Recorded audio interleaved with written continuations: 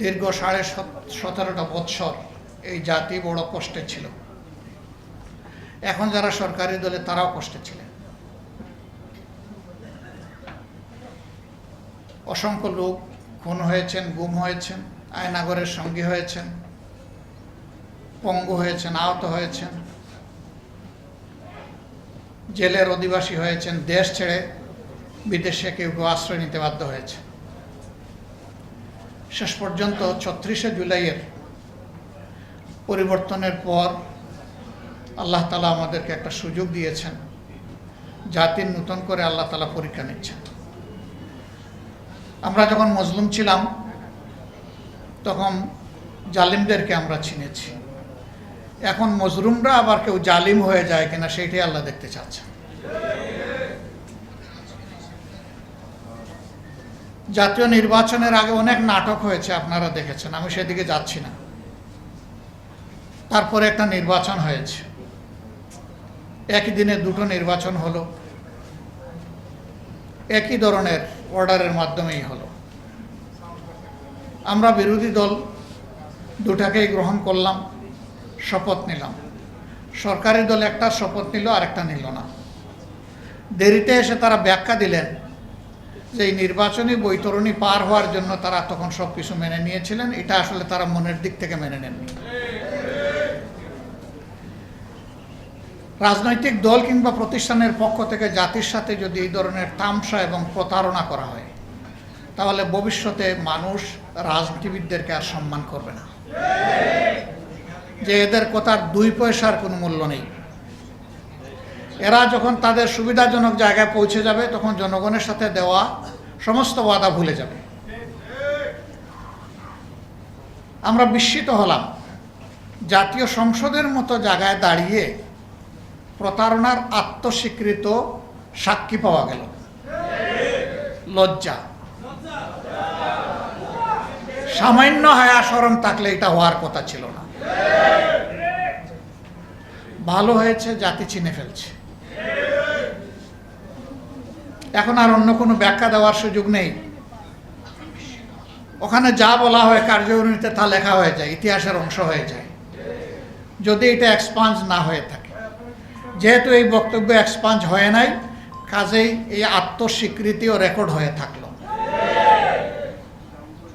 তারা এই সংসদে দাঁড়িয়ে বলেছিলেন জুলাই চার্টার একটা অন্তহীন প্রতারণার দলিল। আর এই সংসদেই দাঁড়িয়ে তারা আবার প্রমাণ করলেন তারাই জাতির সাথে অন্তহীন প্রতারণা করেছেন।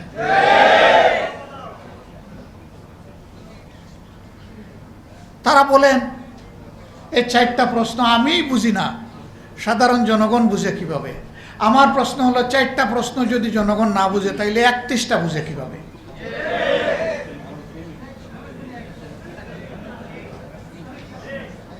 চারটা তো ছোট 31টার চাইতে, তাইলে 31টা বুঝে নাই জনগণ। সুতরাং জনগণকে আপনারা মূর্খ বলছেন, মূর্খ। আমরা এখানেও নিন্দা জানাই। জনগণের বিবেচনাবোধের উপরে যারা প্রশ্ন তুলে, বুঝতে হবে তারা গণতন্ত্রে বিশ্বাস করে না। গণতন্ত্রে বিশ্বাস করলে জনগণের বিবেচনাবোধের উপর প্রশ্ন তোলার কারো কোনো অধিকার নেই। এই কাজটা তারা অবলীলায় করেছেন। দুঃখ লাগে, আগেই বলেছি 17.5 বছর তারাও তো মজলুম ছিলেন। তাদেরও তো বহু লোক নিহত হয়েছে, গুম হয়েছে, পঙ্গু হয়েছে, জেলে গিয়েছে।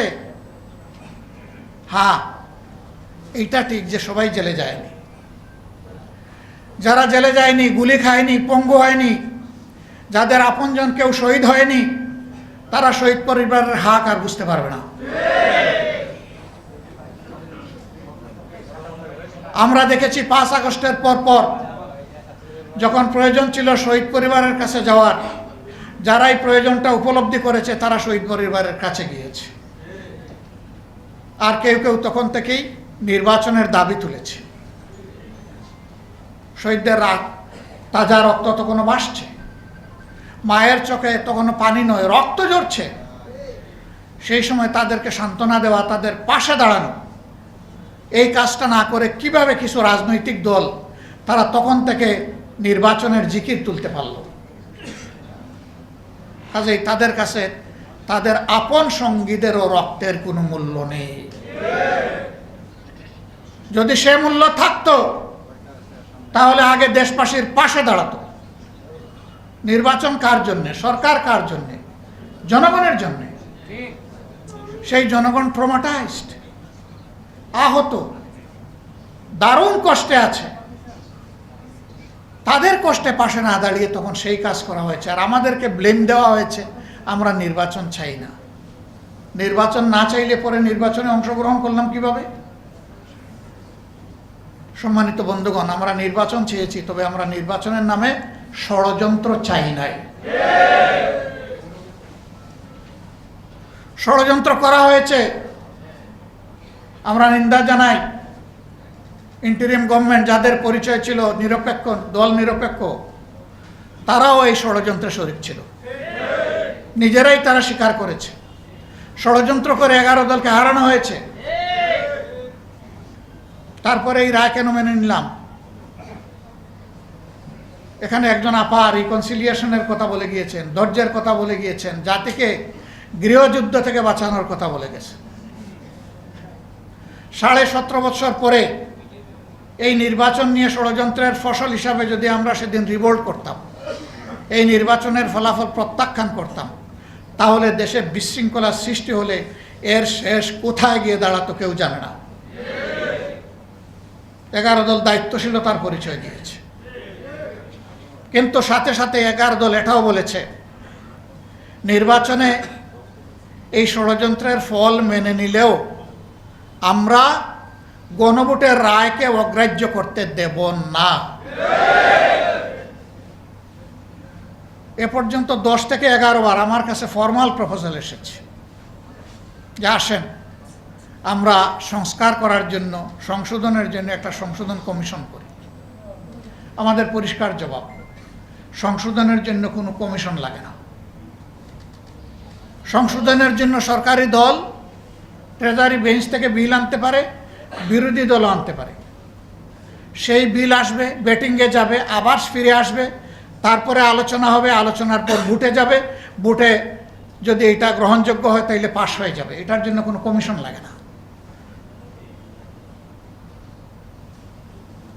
এখানে সংশোধনী কমিশন করার জন্য গণভোট হয় নাই। গণভোট হয়েছে দেশের পচা রাজনীতির আমূল পরিবর্তন সাধনের জন্য, ফ্যাসিবাদের মূল কেটে দেওয়ার জন্যে।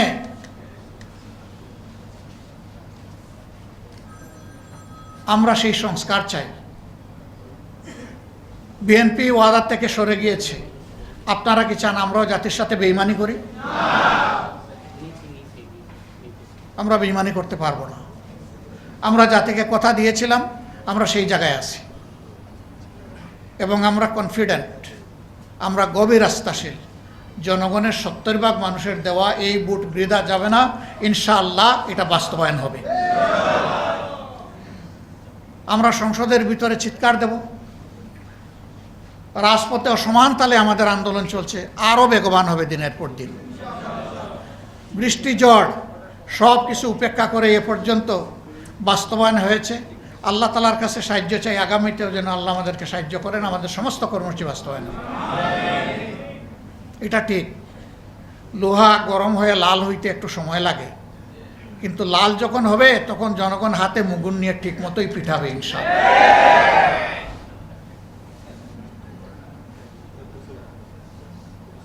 আমরা দীর্ঘদিন একসাথে মজলুম ছিলাম, আন্দোলন করেছি, সংগ্রাম করেছি, নির্বাচন করেছি, সরকার পরিচালনা করেছি, রাজনীতি করেছি, কিন্তু এখন আমাদের কোনো কোনো বন্ধুর ভাষায় বক্তব্যে মনে হয় তারা জীবনে আমাদেরকে কোনোদিন দেখেন নাই। ভুলে গেছেন এত তাড়াতাড়ি? স্মরণ হতে সময় লাগবে না, একটা ঝাঁকুনিই যথেষ্ট।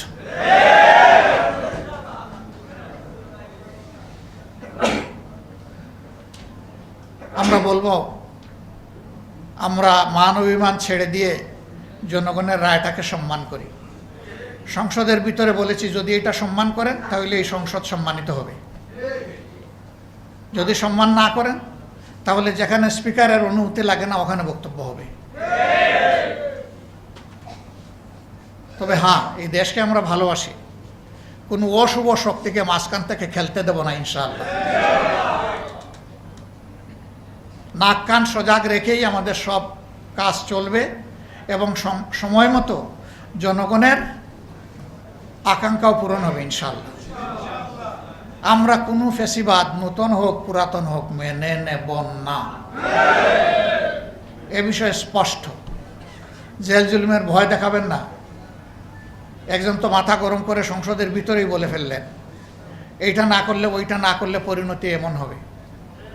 আমরা জবাবে বলেছিলাম 55 বছর এই পরিণতি দেখে দেখেই বাংলাদেশ আজকে এই জায়গায় এসে দাঁড়িয়েছে। ও ভয় আমাদেরকে দেখাবেন না। সর্বোচ্চ পরিণতি কি? ফাঁসির তক্তা।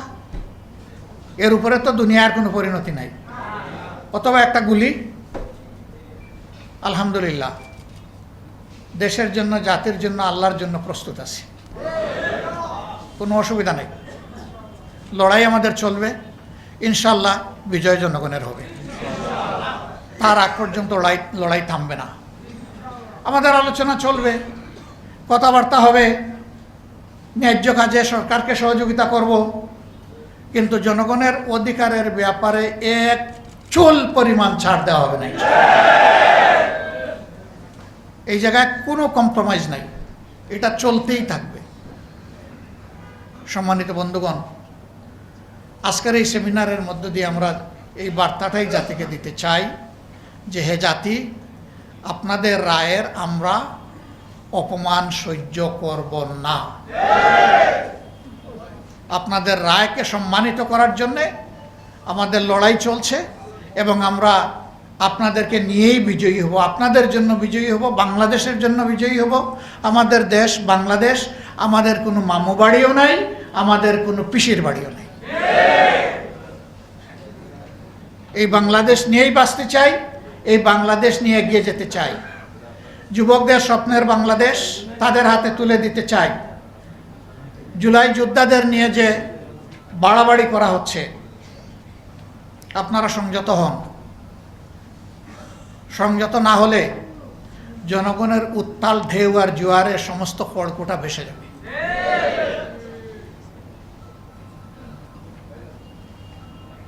আইন আমরা হাতে তুলে নেওয়ার পক্ষে নই, কিন্তু আমরা তাও বলবো যে কেউ শালীনতার সীমা লঙ্ঘন করে জুলাইকে অপমান করার দুঃসাহস আর দেখাবেন না।